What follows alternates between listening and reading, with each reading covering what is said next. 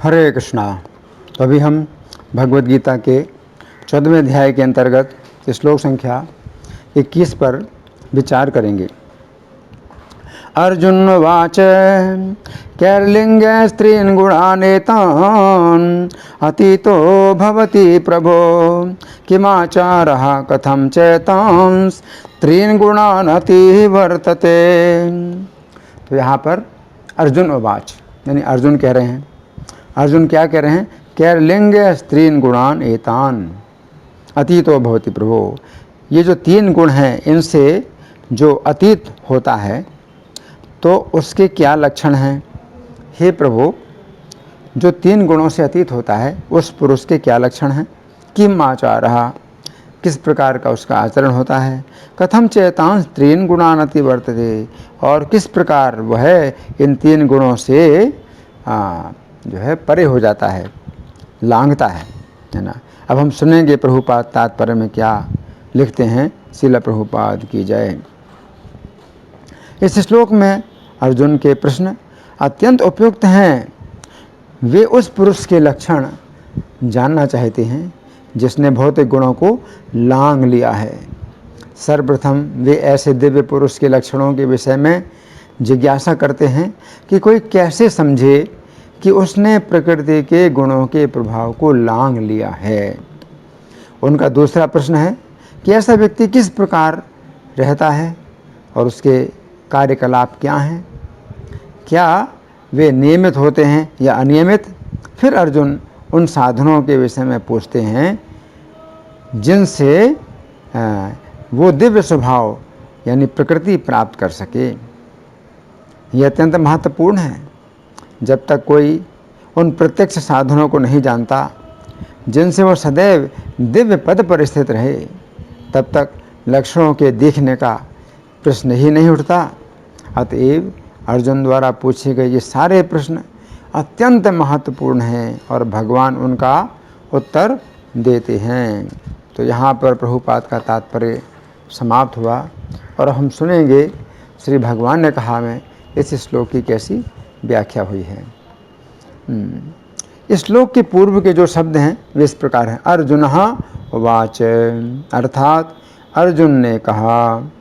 पिछले श्लोक में श्री कृष्ण ने बताया था कि देह में रहते हुए भी गुणातीत व्यक्ति जन्म मृत्यु के दुखों से मुक्त रहता है तथा केवल इतना ही नहीं बल्कि उस अमृत का आस्वादन करता है जिसका रस कभी समाप्त नहीं होता है। उस समय अर्जुन के मन में अत्यंत आश्चर्य हुआ कि क्या एक ऐसी भी स्थिति हो सकती है कि व्यक्ति देह में रहते हुए भी देह के कष्टों से मुक्त रहे तथा अमृत के रस का आस्वादन करे। यद्यपि अर्जुन की भी ऐसी ही स्थिति है, परंतु विनम्रता के कारण अर्जुन अपने आप को सामान्य धरातल पर समझ रहे हैं। श्री कृष्ण को ऐसी ही दीनता प्रिय है। श्री कृष्ण नहीं चाहते हैं कि उनके भक्त के अंदर किसी भी प्रकार का अभिमान हो। नारद भक्ति सूत्र के अंतर्गत सूत्र संख्या 27 में कहा गया है कि श्री कृष्ण को अभिमान से द्वेष है तथा उन्हें दीनता प्रिय है। कर्म, ज्ञान तथा योग के साधकों को तो अपने साधन के बल का अभिमान हो सकता है, परंतु भक्ति के मार्ग में अभिमान की कोई गति नहीं है। श्री कृष्ण के अनेक नामों में से उनका एक नाम दर्पहारी भी है। इसलिए श्री कृष्ण की भक्ति में अभिमान का कोई स्थान नहीं है। जिस समय भक्त अपने को सर्वथा असहाय तथा निर्बल समझता है, उसी समय श्री कृष्ण उसकी पुकार सुनते हैं।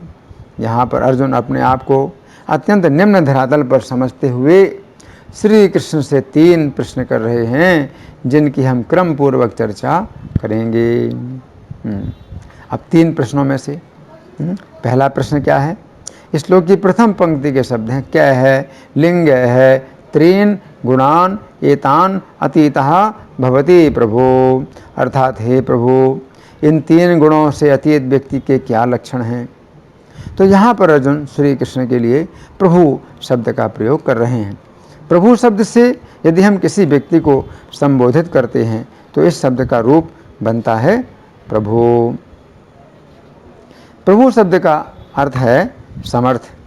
यहाँ पर अर्जुन कहना चाहते हैं कि हे श्री कृष्ण, आप ही मेरे प्रश्नों का उत्तर देने में समर्थ हैं।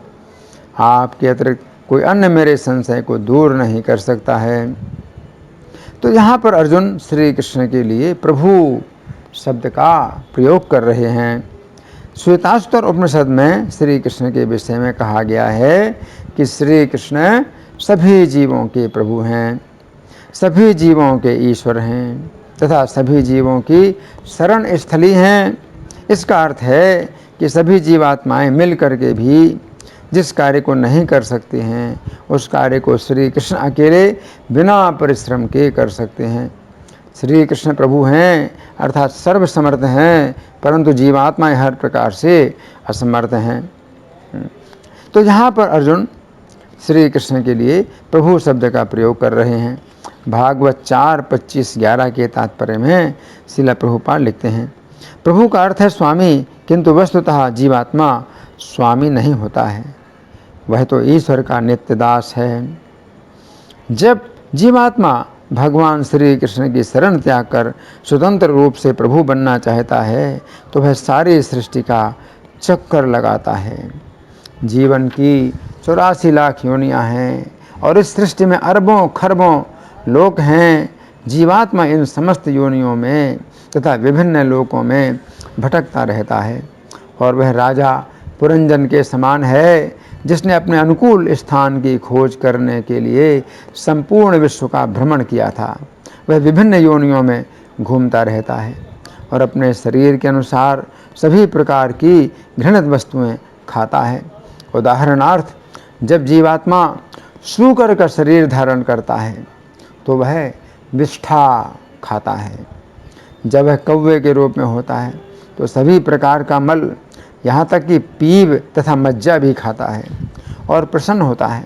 इस प्रकार जीवात्मा विभिन्न शरीरों में भ्रमण करता है और कुत्सित से कुत्सित पदार्थ खाता रहता है और जब वो अंततः सुखी नहीं हो पाता है तो या तो खिन्न रहने लगता है या फिर हिप्पी बन जाता है। कारण यह है कि किसी भी योनि में तथा संसार के किसी भी लोक में जीवात्मा सुखी नहीं रह सकता है, क्योंकि संसार की प्रत्येक वस्तु जीवात्मा के अनुकूल नहीं है। जैसा कि इस श्लोक में कहा गया है कि जीवात्मा स्वतंत्र होकर प्रभु बनना चाहता है, किंतु ज्यों ही वो इस विचार को अपने मन से निकाल देता है और ईश्वर अर्थात श्री कृष्ण का दास बन जाता है तो वह तुरंत सुखी हो जाता है।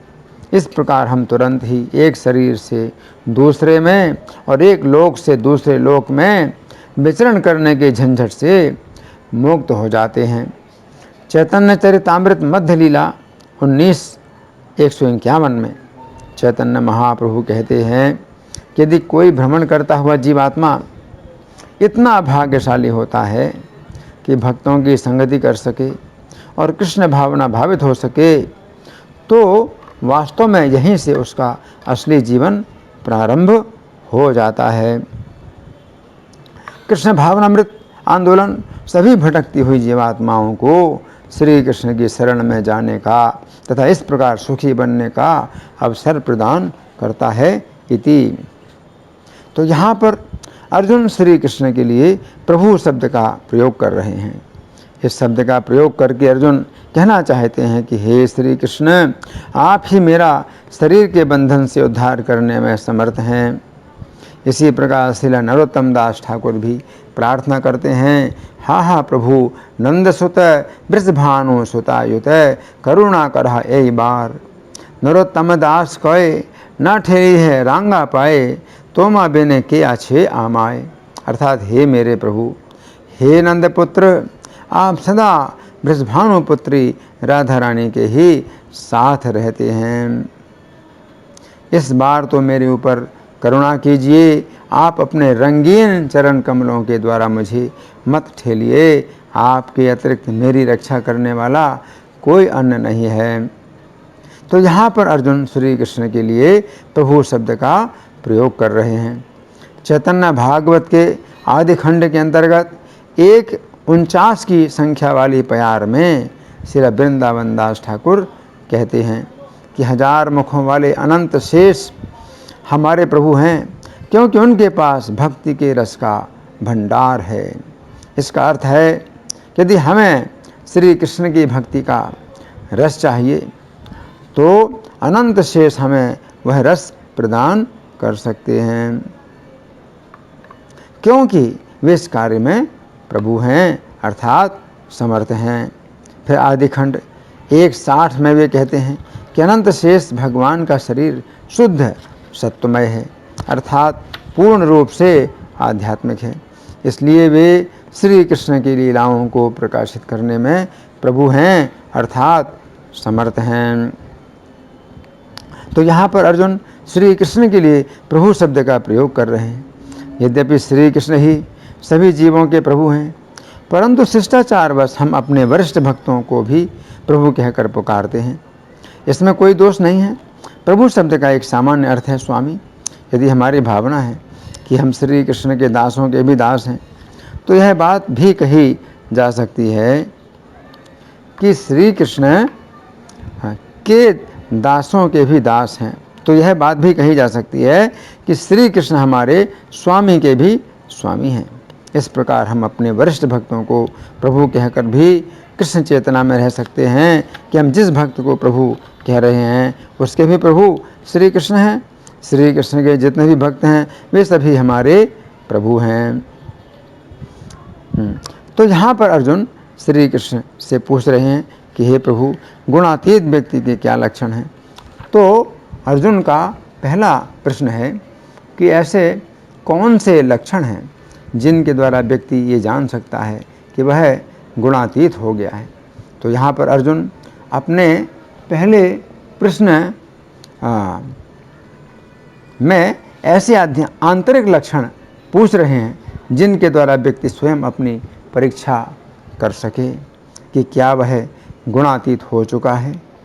अर्जुन के अंदर ये भावना नहीं है कि वे दिखावा करें कि उनकी स्थिति गुणातीत हो गई है। ये कलयुग दंभ का युग है।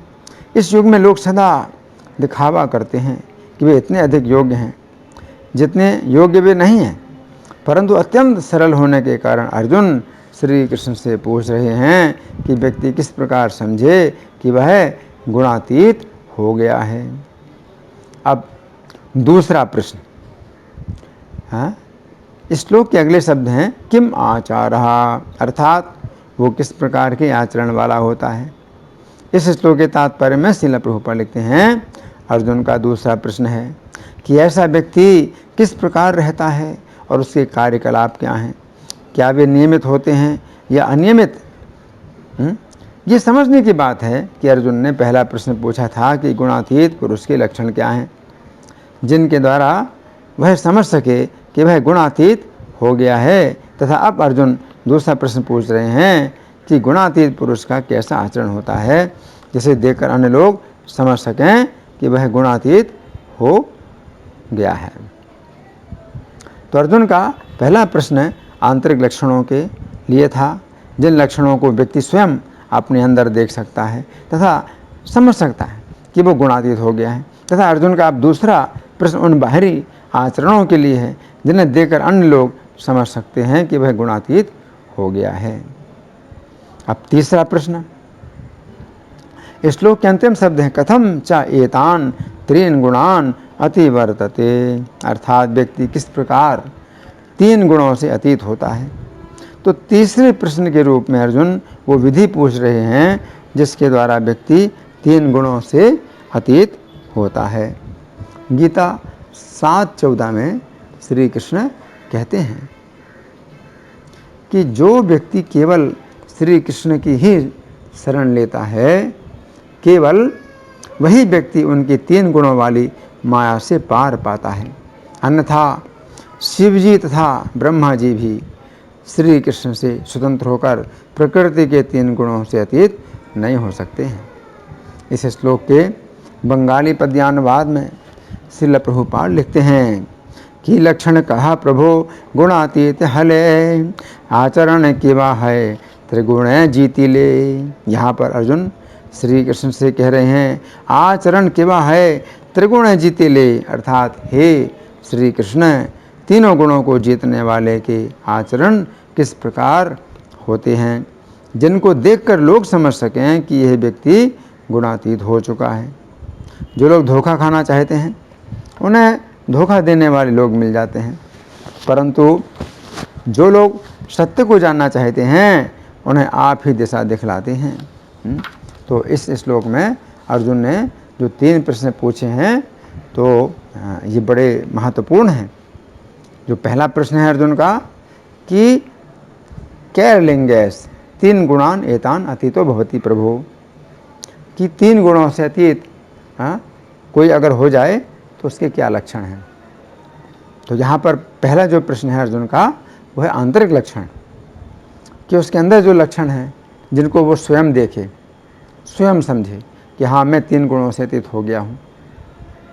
तो जो भक्त 3 गुणों से अतीत हो जाते हैं तो वे श्री कृष्ण के अतिरिक्त और कोई बातें नहीं कहते हैं, श्री कृष्ण के अतिरिक्त और किसी का स्मरण नहीं करते हैं।